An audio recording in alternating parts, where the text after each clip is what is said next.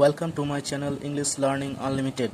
আজকের এই ভিডিওতে আমি ক্লাস 5-এর ভাই বোনেদের জন্য ইংলিশের বাটারফ্লাই টেক্সট বুক থেকে লেসন 7-এ দ্য রেবেল বইয়ের পাঠ্যাংশটির দ্বিতীয় অংশটি অর্থাৎ পার্ট 2 ব্যাখ্যা ও আলোচনা করব। তোমাদেরকে ভিডিওটি সম্পূর্ণ দেখার অনুরোধ রইল। আশা করি এই ভিডিওটি তোমাদের জন্য হেল্পফুল হবে। যদি হেল্পফুল হয় তাহলে তোমরা অতি অবশ্যই ভিডিওটি লাইক করো এবং বেশি বেশি শেয়ার করো। আর আমার এই চ্যানেলটি যারা এখনও সাবস্ক্রাইব করোনি তারা অতি অবশ্যই সাবস্ক্রাইব করো এবং পাশের ওই বেল আইকনটিতে ক্লিক করো যাতে পরবর্তী ভিডিওগুলির নোটিফিকেশন তোমরা পেয়ে যাও। সো লেটস স্টার্ট, চলো শুরু করা যাক। আমরা এর প্রথম অংশে জেনেছি কবি কুমুদরঞ্জন মল্লিক ছিলেন সেই স্কুলের হেড পণ্ডিত বা প্রধান শিক্ষক যে স্কুলে নজরুল পরবর্তীকালে যোগ দিয়েছিলেন। এবার প্রীতম তার বাবাকে প্রশ্ন করছে কি did Kumudranjan inspire him to write poems, অর্থাৎ কুমুদরঞ্জন কি তাকে কবিতা লিখতে অনুপ্রেরণা দিয়েছিলেন। ফাদার অর্থাৎ বাবা তখন বলছেন ইয়েস, হ্যাঁ, but Nazrul was also influenced by Rabindranath and the Persian poets like Hafiz and Khayyam. কিন্তু নজরুল রবীন্দ্রনাথ এবং হাফিজ ও খৈয়ামের মতো পারস্য কবিদের দ্বারাও অনুপ্রাণিত হয়েছিলেন। ইনফ্লুয়েন্সড মানে প্রভাবিত হওয়া বা অনুপ্রাণিত হওয়া, অর্থাৎ এখানে ইন্সপায়ার্ড এর সমার্থক। তারপর আমরা আরেকজন চরিত্রের নাম পাচ্ছি, দেখো আঙ্কেল রহিম অর্থাৎ রহিম চাচা। হ্যাঁ, তিনি কি বলছেন, did you know that Nazrul joined the army under the British, তুমি কি জানো নজরুল ব্রিটিশদের অধীনে সেনাবাহিনীতে যোগ দিয়েছিলেন। আর্মি মানে সেনাবাহিনী। He was in the 49th Bengal regiment, অর্থাৎ তিনি ছিলেন বাংলার রেজিমেন্ট হচ্ছে সৈন্য শিবির। হ্যাঁ, তাহলে বাংলার 49তম সৈন্য শিবিরে ছিলেন। After the first world war, অর্থাৎ প্রথম বিশ্বযুদ্ধের পর দ্য রেজিমেন্ট ওয়াজ ডিসব্যান্ডেড, সেই সৈন্য শিবিরটা ভেঙে গিয়েছিল বা উচ্ছেদ করা হয়েছিল ইন 1920, অর্থাৎ 1920 সালে। তোমরা একটা তথ্য জেনে রাখবে, প্রথম বিশ্বযুদ্ধ হয়েছিল 1914 সাল থেকে 1918 সাল মতো, অর্থাৎ এখানে 1920 সালে অর্থাৎ প্রথম বিশ্বযুদ্ধের পর সেই সৈন্য শিবিরটা ভেঙে গিয়েছিল। সুতরাং হি কেম টু কলকাতা, তিনি কলকাতায় চলে এলেন।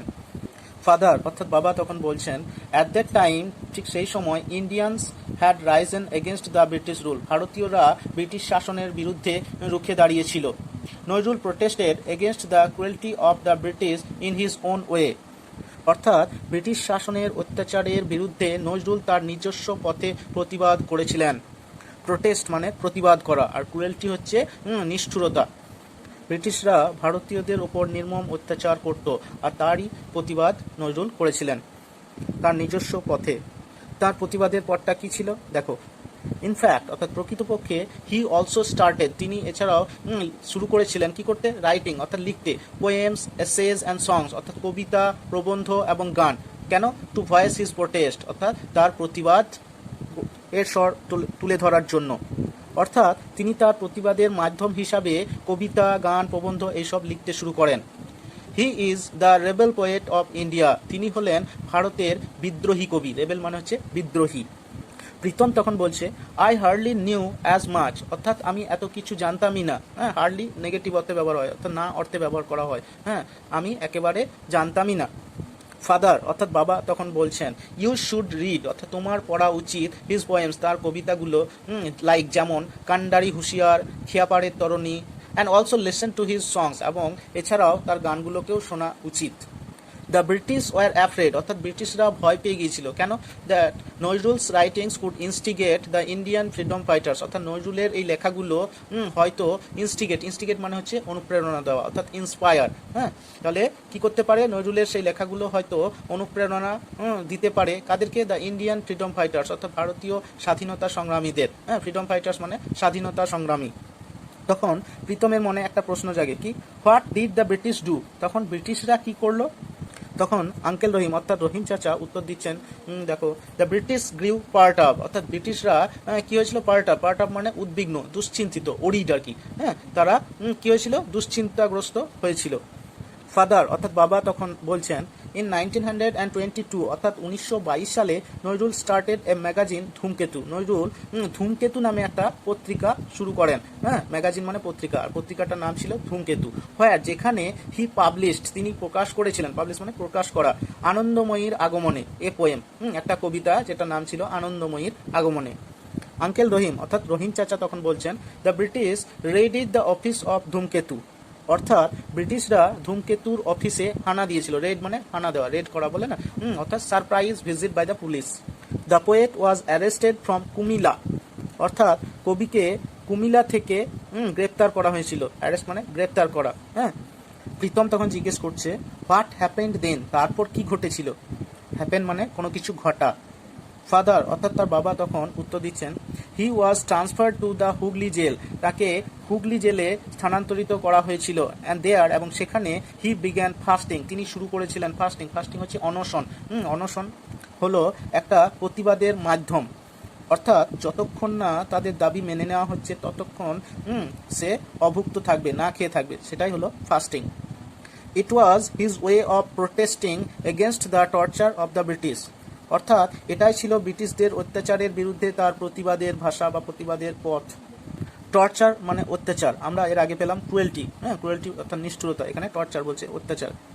অর্থাৎ প্রথমে আমরা জানলাম তিনি তার লেখার মাধ্যমে ব্রিটিশদের অত্যাচারের বিরুদ্ধে প্রতিবাদ জানিয়েছিলেন। এবার যখন তাকে গ্রেপ্তার করা হলো তখনও তিনি তার প্রতিবাদ চালিয়ে গেলেন অনশন আন্দোলনের মধ্য দিয়ে।